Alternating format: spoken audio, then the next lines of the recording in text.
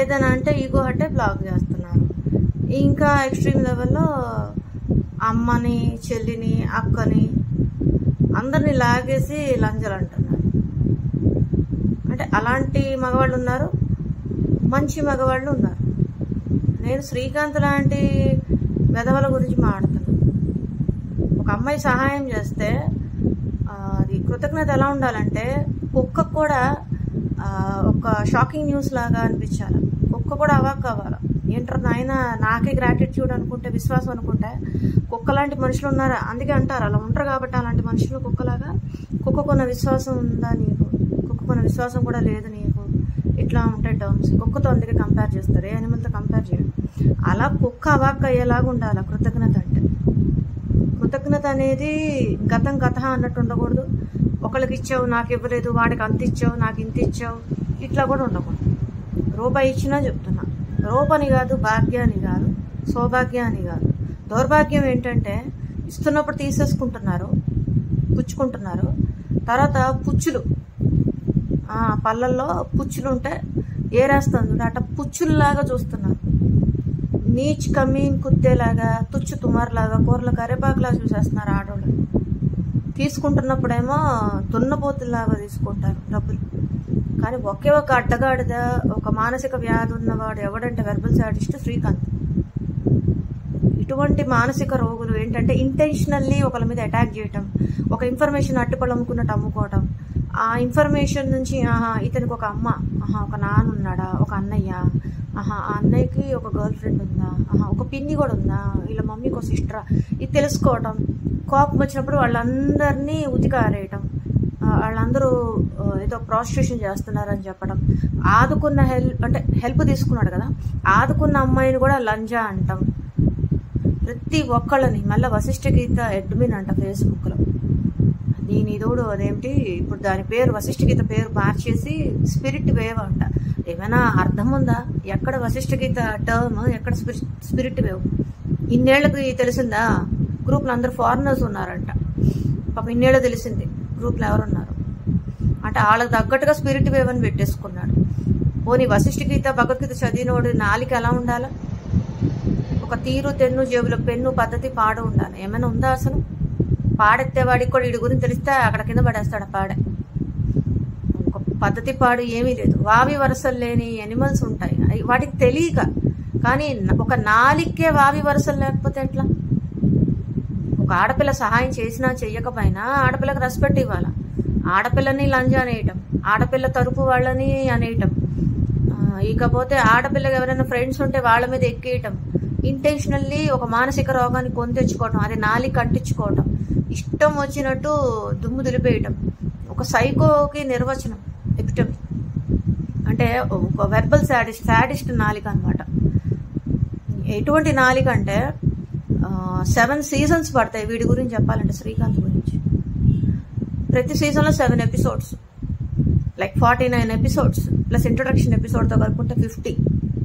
ఒక 50 episodes పడతాయి వీడి గురించి రక్త చరిత్ర చెప్పాలంటే. ఆర్జీవి కూడా డాండ్రఫ్ వస్తుంది.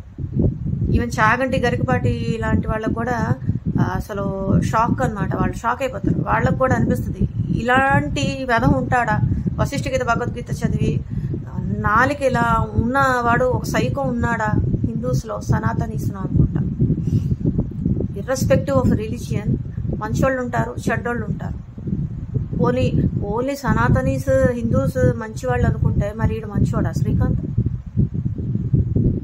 ఒక విశ్వాసం లేదు, నాలిక కంట్రోల్లో పెట్టుకోవడం లేదు, ఆడవాళ్ళని రెచ్చగొట్టేస్తాడు. ఇక్కడ కబుర్లు అక్కడ కబుర్లు ఇక్కడ ఆడంగి వెదవలాగా చెప్తూ ఉంటాడు. ఈ మానసిక రోగులు ఉన్నంతకాలం ఏ ఆడపిల్ల కూడా ప్రశాంతంగా ఉండదు. అసలు అట్టుపళ్ళు అమ్ముకున్నట్టు ఒక ఇన్ఫర్మేషన్ నమ్మేసుకోవడం ఎంత అంటే, కన్న తల్లికి కూడా కొడుకు గురించి తెలియదు. ఈ నా కొడుకు గురించి వాళ్ళ అమ్మకు కూడా తెలియదు అసలు. ప్రతి ఒక్కళ్ళని లంజా అనే టర్మ్తో కంపేర్ చేయటం.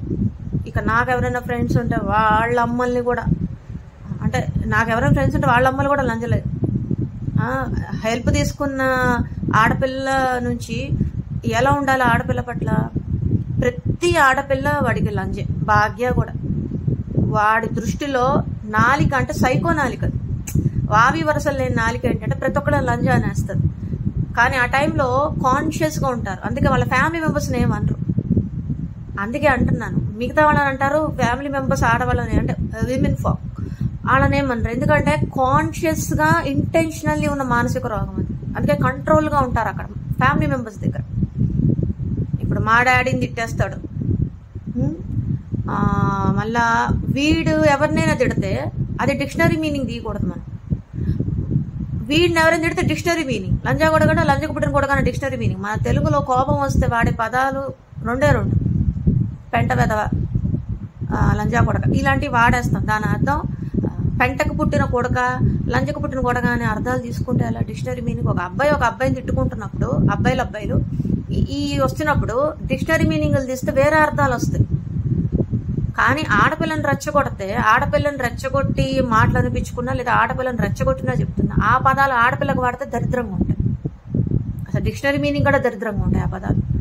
ఎక్కడ ఏ పదం వాడాలి, అసలు ఎలా ఉండాలి నాలిక, ఏం లేదు. ఆ వశిష్ఠిగీత భగవద్గీత ఏంటంటే సీరియల్, మన టీవీ సీరియల్స్ చూస్తాం అలా, ఆడవాళ్ళు కొంతమంది ఆడవాళ్ళు, నేను చూడను, అట్లా ఎపిసోడ్స్ అనమాట. Next next next next next next ఏం జరిగింది నెక్స్ట్ ఏం జరిగింది అన్నట్టు చూశాడు. అంటే అలా చదివాడు, అది కథల్లాక చదివాడు కాబట్టి వాడి నాలుగు ఇంకా మారల. వశిష్ఠిగీత భగవద్గీత చదివిన వాళ్ళు చాగంటి గరికపాటి లాగా ఉంటారు. ఈ నా కొడుకు సైకో నా కొడుకు లాగా ఉంటారు. అసలు హిందూస్కే ఒక మచ్చ వీడు, ఒక తలనొప్పి. హిందూస్ కూడా, సనాతనీస్ కూడా ఇలాంటి వెధం ఉంటాడా అని అనుకుంటారు వీడి గురించి చెప్తే.